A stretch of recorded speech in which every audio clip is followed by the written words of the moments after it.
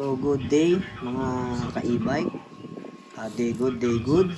So ito meron tayo ngayon differential motor na ang ito sa unit na to. Ang naging problema nito, nagda-drag, kumakaskas, may kumakaskas dun sa makina tapos biglang namamatay. Tapos biglang aandar ulit after 2 days. So tinanggal ko si makina, tinanggal ko doon sa gearbox bago pinaandar ko. Yun nga, parang may tumatalon sa loob. Nung binuksan ko, ito. Yan, may tama, may basag. May basag yung, may mga lamat yung magneto. Ayan, oh. Yan. Tapos disalign, oh. Hindi pantay-pantay ito. Yun, oh, live vlog, oh. Tapos ito.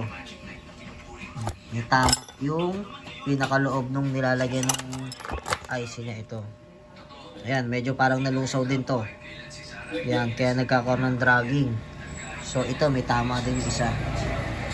Yan, may tama din dahil nga dito. Kaya nagkakaroon ng problema yung pag-andar. So susubukan natin palitan to kung hindi aapekto rito. Susubukan muna natin bago natin i-declare kung papalitan ba talaga o ano ba. Kailangan muna nating remedyohan bago natin sabihin na papalitan na agad kay customer. Yan. So yun lang muna sa ngayon. Check muna natin. Pagka okay na, pag nakabit na, i-video pa din natin kung ganun pa rin mangyayari. Yeah.